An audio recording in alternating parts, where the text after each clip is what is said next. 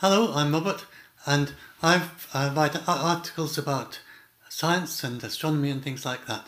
And amongst them, I recently wrote some articles about asteroid impacts. And since then, I've been getting lots of worried emails and messages about people who are so scared about this Nibiru thing. And so I just want to try and explain a couple of simple ideas to explain why this idea of Nibiru, if it's got you worried, why it is just complete nonsense. You can easily see for yourself. It's very basic, simple ideas that you can see for yourself. That it is just nonsense. And you can only be worried about it if you can continue to keep changing the subject. And the people who are really scared about it, that email me, they keep changing the subject and they never settle down on one idea. If you look at just one of their ideas, then you soon find that it's nonsense. So the one I'm going to explain now, and this is the simplest one to see as nonsense, they say that Nibiru is a planet with a 3,600-year orbit, which is currently hiding behind the Sun. And it's been hiding behind the Sun for some time, at least since it was beyond Pluto. They say it was beyond Pluto and it's come in around the Sun and it's hiding behind the Sun all the time, but it's in a 3,600-year orbit. And to get from Pluto to the Sun, it has to have taken at least 10 years to get here. And they've also been talking about Nibiru since 2003, so they think it's been hiding behind the Sun for at least 10 years anyway, for that reason also.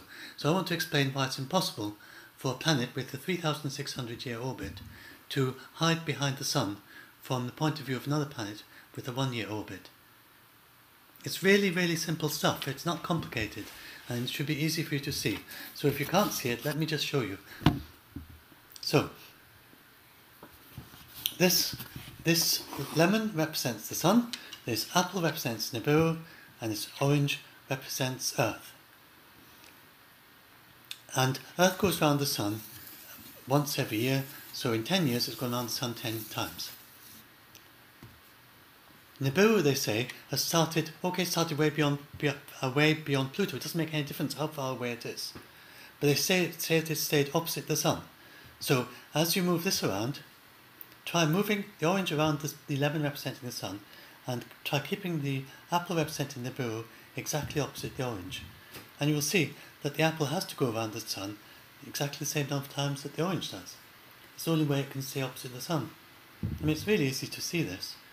And if you can't understand it geometrically, just get an apple and orange for yourself and try that out.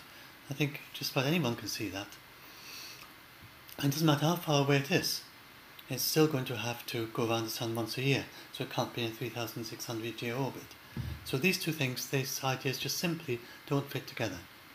You don't even need to know Kepler's laws of orbits, you don't need to know how the orbital period depends on the distance from the Sun, or anything like that.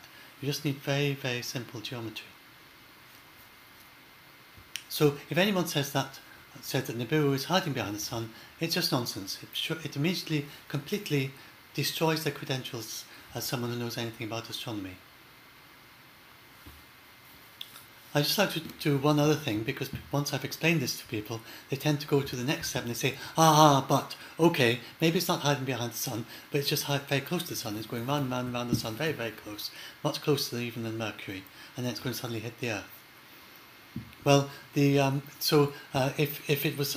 there was a planet as close to the Sun as that, then its orbits repeat, and unless it's got some kind of motor to suddenly kick it out of its orbit, then there's no way that it can change from doing that to suddenly hitting the Earth.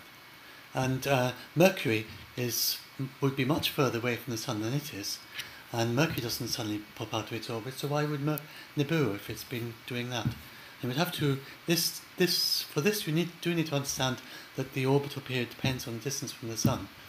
So if it is close to the Sun, then it goes around the Sun more quickly, and so it has to go around the Sun many times a year if it's closer than Mercury.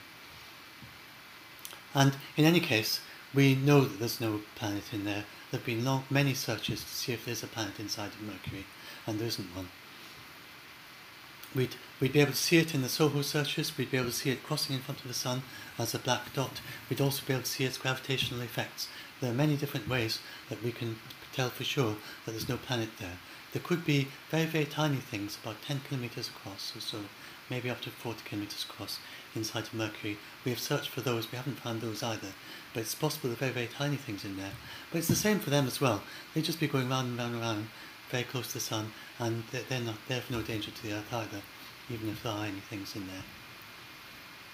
If you want to find out more about all this, do go and have a read of my article, Imaginary Bullshit Nibiru, which I know I've been told since I wrote the article that is quite a bad swear word in some parts of the States. But here in the UK, it's barely a swear word at all. It's a very ordinary word that's used often on television and things like that.